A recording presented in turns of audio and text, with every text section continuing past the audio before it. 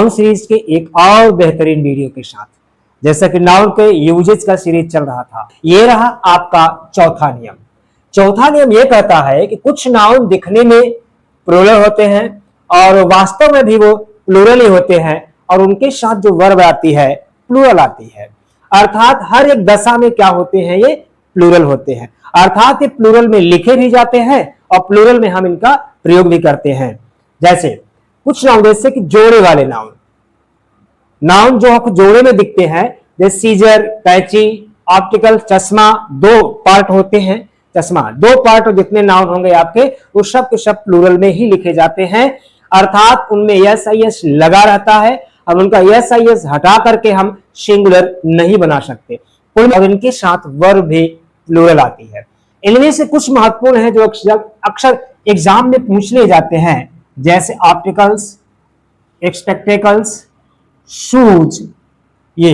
और दूसरे स्टेप में देखा जाए तो ये पूछा जाता है आपका belonging, surroundings, orders, arms, assets, और इधर देख लेते हैं कांग्रेचुलेशंस, टैक्टिक्स, और कहीं रिगार्ड होगा। ये कुछ नाउन है जो आपके अक्सर एग्जाम में पूछ लिए जाते हैं। That's clear. अब आइए इन पे हम एग्जांपल देखकर क्लियर करने का प्रयास करते हैं। जैसा कि उन्होंने बताया गया, ये नाउन हर एक अवस्था में प्लूरल में लिखे जाते हैं और इनके साथ प्लूरल वर्ब प्रयोग की जाती है। अर्थात हम इनका यस आई एस नहीं हटा सकते। पहला, माई फादर ब्रॉट शू, शू जूता, क्योंकि जूता जब भी होगा एक पेयर, कम से कम इनकी संख्या 2 होगी, इसलिए ये हमेशा प्लूरल में लिखे जाते हैं। अर्थात लिखा जाना चाहिए आपका शूज। दैट्स क्लियर, ये गलत। दूसरा, we should put on optical, optical mean चश्मा, ये भी जब होता है पेयर में होता है, इसलिए यहां क्या होना चाहिए आपका ऑप्टिकल्स। ऑप्टिकल नहीं, ऑप्टिकल्स, क्योंकि ये भी डबल आंखों के काम में आते हैं, इसलिए जोड़े वाले नाउन है, इसलिए प्लूरल में लिखे जाएंगे और प्लूरल में प्रयोग भी किए जाएंगे। जैसे सीजर्स, सीजर से लिखा तो सही गया, लेकिन ये है क्या आपका प्लूरल है, इनके साथ वर्ब कैसे आनी चाहिए प्लूरल, अर्थात क्या हो जाएगा आर। क्लियर। आइए कुछ एग्जांपल और देखते हैं, जैसे ये 2 एग्जांपल। अब देखिए सराउंडिंग, सराउंडिंग क्या है, ये प्लूरल में लिखा जाना चाहिए। प्रॉब्लम यहाँ पर क्या है आपका, सराउंडिंग में है, क्या होना चाहिए यहाँ पर सराउंडिंग्स लिखा, अर्थात हम यहाँ पर एस जोड़ देंगे। क्लियर। दूसरा, the old lady lost her belongings, ये प्लूरल में लिखा गया है, अर्थात ये सेंटेंस क्या है आपका सही है। That's clear. यहां तक बात समझ में आई। लेकिन इनमें से कुछ और ऐसे नाउन हैं जो अक्सर कंफ्यूजन पैदा करते हैं, अब चर्चा करेंगे हम उनकी। आइए देखते हैं, let's see some other examples. एक आपका शब्द लिखा गया इसमें ऑर्डर्स, ध्यान रखें, ऑर्डर्स मीन्स होता है आदेश, और ये क्या है आपका नाउन। और एक होता है आपका ऑर्डर, ऑर्डर मीन्स होता है, ध्यान रखेंगे, आदेश देना, और ये होता है आपका वर्ब, है ना। इन द सेम में एक वर्ड आपका और इसमें आता है रिटर्न्स, रिटर्न्स मीन्स होता है ऋण, ये आपका क्या है नाउन है। और एक आपका होता है रिटर्न, इसका मतलब होता है वापस आना, और ये आपका क्या है वर्ब। अब ध्यान रखेंगे किस अवस्था में वो कैसे प्रयोग किया जाए, ध्यान समझेंगे। जैसे कह दिया जाए he orders me to open the windows, he orders me to open the windows. That's clear. अब देखिए यहां पे ऑर्डर्स है क्या, यहां पे ऑर्डर्स लिखा गया, ऑर्डर्स ये ऑर्डर से सेम मिल रहे हैं, इसका मतलब ये नाउन हो सकता है। अगर आप ऐसा सोचते हैं तो गलत है, क्योंकि ये नाउन नहीं है, है ना, नाउन नहीं। क्योंकि ध्यान दीजिए, क्योंकि ये सब्जेक्ट है, सब्जेक्ट के बाद आपका आता है वर्ब, वर्ब के बाद आता है आपका ऑब्जेक्ट, ये कॉम्बिनेशन पूरा करता है। यदि ये नाउन होता, ध्यान रखेंगे, यदि ये नाउन होता तो या तो प्लेस ऑफ सब्जेक्ट होता, या तो प्लेस ऑफ ऑब्जेक्ट होता, या किसी प्रीपोजिशन के बाद ऑब्जेक्ट के रूप में आया होता, लेकिन ऐसा नहीं है, इसलिए ये क्या है आपका वर्ब है, और ही होने के नाते ऑर्डर से क्या है सही है। दूसरा हम लिखे, इसे कह दिया जाए the commander gave order the soldiers to march forward। ए, अब देखिए द कमांडर गेव ऑर्डर। अब ये क्या हो गया आपका, ये आपका प्लेस ऑफ सब्जेक्ट हो गया, ये आपका वर्ब हो गया। तो जाहिर सी बात है ये क्या है, आपका ऑब्जेक्ट है। देखिए नाउन अगर बेसिक वीडियो अगर आप नहीं देखे हैं तो थोड़ा आपको कठिनाई हो सकती है, इसे बेसिक वीडियो यदि आप देख लेंगे तो यहाँ पे आपको दिक्कत होने वाली नहीं है। अब देखिए ऑब्जेक्ट है, ऑब्जेक्ट मतलब जाहिर सी बात क्या है, ये नाउन है, और जब नाउन है तो क्या होना चाहिए आपका, ऑर्डर्स। क्या होना चाहिए, ऑर्डर्स होना चाहिए। बात समझ में आया, कोई दिक्कत। फिर देखिए जैसे कह दिया जाए the order of the order of manager has been followed. Clear. अब ध्यान से समझेंगे, है ना, यहां पर क्या है, हैज बीन फॉलोड क्या है आपका, वर्ब है, वर्ब से पहले ये पूरा पार्ट आया है, इसलिए क्या है, ये सब्जेक्ट का पार्ट है, ये क्या है, पार्ट ऑफ सब्जेक्ट है। इसमें भी कई पार्ट है, धीरे धीरे आपको बताएंगे। अगर देखा जाए तो ये क्या है, प्रीपोजिशनल फ्रेज है, ये सब्जेक्ट तो बन नहीं सकता, अर्थात ये आपका सब्जेक्ट है। सब्जेक्ट मतलब क्या है, नाउन है, इसलिए क्या है ये गलत है। इसके स्थान पर क्या होना चाहिए आपका, ऑर्डर्स। क्या हो जाएगा, ऑर्डर्स। अब ये क्या है माय डियर, प्लूरल है, तो अर्थात गलत कहां, यहां भी है आपका, ये क्या हो जाएगा, है। That's clear. ध्यान देंगे ये शब्द ऐसे है, कब नाउन के रूप में आ जाए, कब वर्ब के रूप में आ जाए, बी केयरफुल। अक्सर कंफ्यूज करने के लिए इससे संबंधित एग्जांपल एग्जाम में अक्सर दे दिए जाते हैं। ओके, ये आपका रहा तीसरा, ये आपका रहा चौथा नियम। चौथा नियम संबंधित ये एग्जांपल, कुछ इससे संबंधित और देखते हैं स्टैंडर्ड एग्जांपल, आपको समझाने का प्रयास करते हैं जो एग्जाम के लिए महत्वपूर्ण होते हैं, और वहां से क्वेश्चन भी आए हैं, और आप देखेंगे तो आपको लगेगा। बस साथ बने रहिए, एक भी पॉइंट छूटने वाला नहीं है, सब के सब इंक्लूड कर देंगे, पर्पस आपके सब के सब इंक्लूड कर दिए जाएंगे आपके पर्पस के साथ। जैसे हम कहें अ शूज, अब आपके लिए क्वेश्चन है, ध्यान दीजिएगा, a shoes was laying in the corner. ये डिवाइड कर दिया गया, यहां लिख दिया गया नो एरर, ये आपका ए पार्ट हो गया, और यहां से आपका बी पार्ट हो गया, यहां से सी पार्ट हो गया, यहां से डी पार्ट हो गया। अर्थात सेंटेंस में कोई गलती नहीं है तो आप बी पार्ट लगा ऑप्शन चूज करेंगे। कोई गलती है, किस भाग में गलती है, अब आप बताएं। क्लियर, ध्यान समझें, कहां गलत है, लेट्स सी। मैं आपको 2 सेकंड का मौका दे देता हूं, ध्यान से देख लीजिए।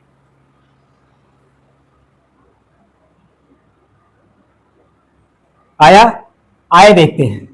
ये क्या है, सिंगुलर, शूज क्या है, प्लूरल। ध्यान समझे, कॉम्बिनेशन बन नहीं रहा है। दूसरी प्रॉब्लम आपकी ये भी है, ध्यान समझेंगे, दूसरी प्रॉब्लम ये है, जब हमारा ये शूज, ध्यान समझेंगे, जब हमारा ये शूज क्या है, प्लूरल है, इससे पहले ए एन आर्टिकल क्या है, गलत है। अर्थात पहली प्रॉब्लम ए पार्ट में है। चलो हमने ए हटा दिया तो क्या बचा हमारे पास, शूज बचा। अब शूज हमारे पास क्या बचा, प्लूरल, तो क्या इसको पूर्ण कर रहा है, नहीं। क्या इसका मतलब यह है कि दो दो भाग में गलती है, क्या एग्जामिनर पगला गया है, ऐसी कोई बात नहीं है माय डियर, है ना। ध्यान समझेंगे, अर्थात इस भाग में गलती दिख रही है, इस भाग में भी गलती दिख रही है, आपका उद्देश्य है, आपका मतलब यह होना चाहिए ऐसे भाग में एरर को स्पॉट करें, गलती को निकालें, अगर जिसको सुधार दिया जाए तो सेंटेंस पूर्णतः सही हो जाए। तो पहली बात तो प्रॉब्लम हमने यहां भी देखा, ये गलत है, तो अब सुधारें, तो सुधारें कैसे इसको हम, बात क्लियर। शूज एक हो नहीं सकता, इसके स्थान पर होना क्या चाहिए, यदि सिंगुलर होगा तब जाकर सेंटेंस हमारा पूरा होगा। अब ये सिंगुलर हो नहीं सकता तो करें क्या, ध्यान रखेंगे कि आप ध्यान रखेंगे पेयर वाले नाउन को न्यूमरल फॉर्म में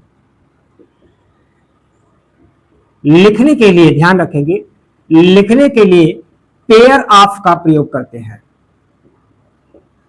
पेयर ऑफ लगाते हैं। क्या लगाएंगे, पेयर ऑफ। अर्थात यहां पर सही सही जो आपका आंसर होगा यह हो जाएगा अ पेयर ऑफ शूज। क्या हो जाएगा, a pair of shoes. That's clear. अब देखिए अगला एग्जांपल, जैसे हम कहें आपसे my brother bought 3 shoes for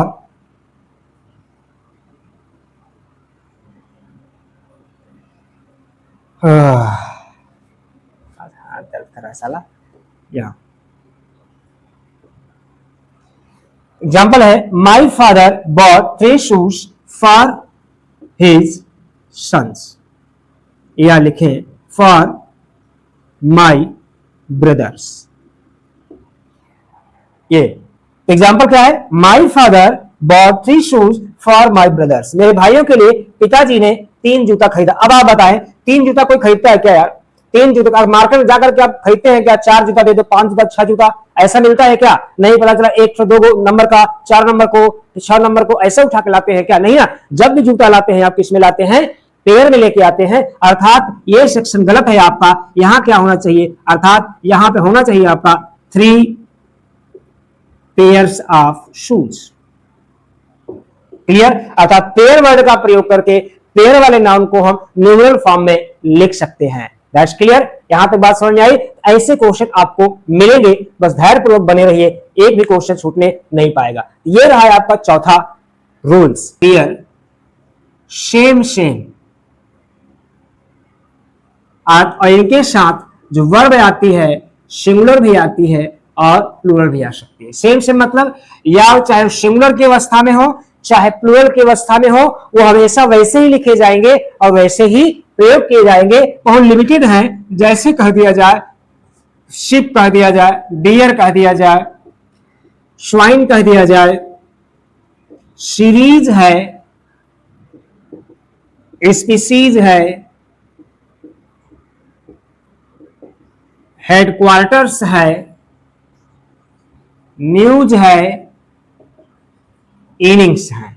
ये नाउन ऐसे हैं, इनमें यस लगा हो चाहे न लगा हो, लेकिन ऐसे ही लिखे जाएंगे, चाहे ये सिंगुलर हो चाहे ये प्लूरल। इसका मतलब ये है कि हम शिप इज भी लिख सकते हैं और हम शिप आर भी लिख सकते हैं, तब भी सही होगा। लेकिन अगर हम शिप्स आर लिख दे, इसका मतलब क्या होगा? ये गलत होगा। इट मीन्स चाहे सिंगुलर हो या प्लूरल हो, दोनों फॉर्मेट में केवल शिप ही लिखा जाता है।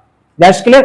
अब यहां एक प्रश्न बनता है कि सर दोनों फॉर्मेट में ऐसे ही लिखे, फिर हम आइडेंटिफाई कैसे करेंगे कि शिप अर्थात इस तरह के नाउन कहां पर सिंगुलर बन दिख रहे हैं और कहां पर प्लूरल बन रहे हैं? निश्चिंत रहिए, आपके प्रश्न का उत्तर भी मिल जा रहा है।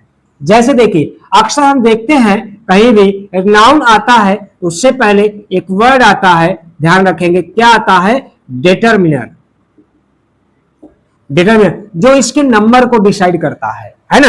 अगर जैसे हम लिखे अ शिप लिखे तो पता चल गया कि ये क्या है? सिंगुलर है।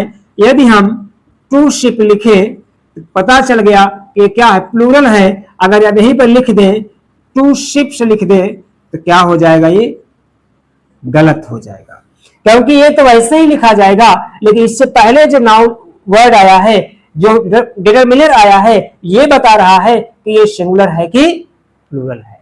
That's clear? यहां तक बात समझ में आई? यहां तो कोई प्रॉब्लम? तो ये आप इसको बी केयरफुल ध्यान रखेंगे।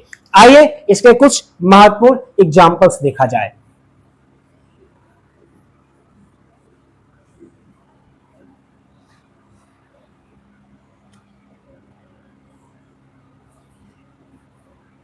जैसे कह दिया जाए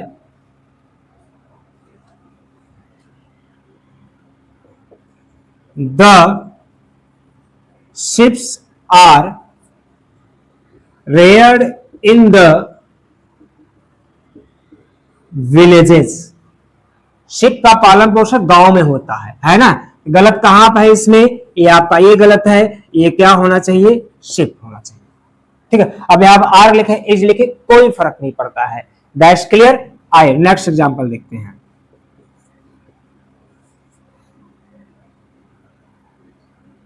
जैसे कह दिया जाए the fox is a species of wild animal. Species of wild animal अर्थात देखिए अ स्पीसीज। अब यहां पर क्या है? ये स्पीसीज, ये मत सोचिए कि ऐसे इस लगा प्लूरल है, लेकिन नहीं, ये क्या है यहाँ पर, ये सिंगुलर है, क्योंकि ए इसे बता रहा है सिंगुलर है, क्योंकि हर एक अवस्था में आपका यही लिखा जाता है। That's clear. अब आइए कुछ और देखते हैं। एक वर्ड है, आप देख रहे हैं हेड क्वार्टर्स, है ना। आइए इसे क्लियर कर ले, क्वेश्चन इसमें से उटपटांग बन जाते हैं। जैसे हम कहें क्वार्टर, क्वार्टर मीन्स होता है 1/4, क्या होता है 1/4, जिसे गौना में लोग बदनाम कर दिए, पौवा बोल देते हैं, है ना। अब अगर पौवा बोल देंगे लोग बड़ा हंसेंगे, लेकिन पौवा का मतलब तो 1/4 ही होता है ना, है ना।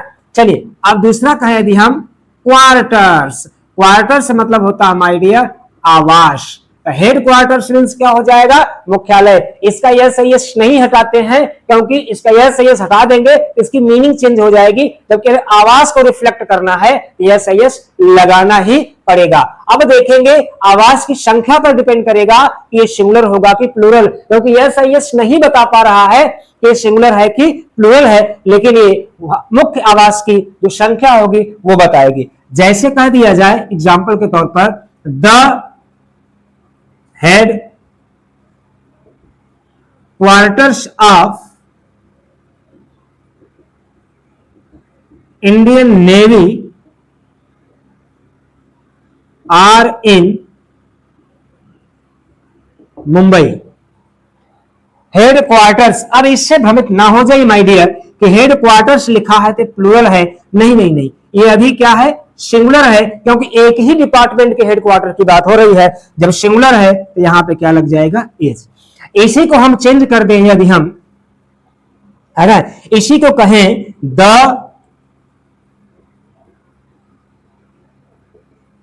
Headquarters of RBI and SBI is in Mumbai, है ना। भाई हेड क्वार्टर्स तो वैसे ही लिखा रहेगा, यस यस के साथ ही इसके सेहत पर कोई फर्क नहीं पड़ने वाला है। लेकिन अब हम देखते हैं हमारी सेहत पर या सेंटेंस की सेहत पर फर्क नहीं पड़ रहा है। अब यहाँ कितने हेडक्वार्टर की बात हो रही है, आरबीआई और एसबीआई, और दोनों के हेडक्वार्टर कहीं ना कहीं अलग अलग हैं, अर्थात यहाँ पर डबल हेडक्वार्टर की बात हो रही है, अर्थात यहाँ पर क्या हो जाएगा, आर। दैट्स क्लियर, बात समझ में आई, यहां तो कोई दिक्कत समस्या, ओके, धन्यवाद। क्लियर ना। ये रहा नाउन का यूज के आपके पांचों नियम, जो समथिंग कॉन्सेप्ट से डिफरेंट आते हैं, जिनको फैक्चुअली हमें याद ही करना पड़ता है। मेरे वीडियोज अच्छे लग रहे हो तो ज्यादा से ज्यादा प्रमोट करके आप सहयोग कर सकते हैं।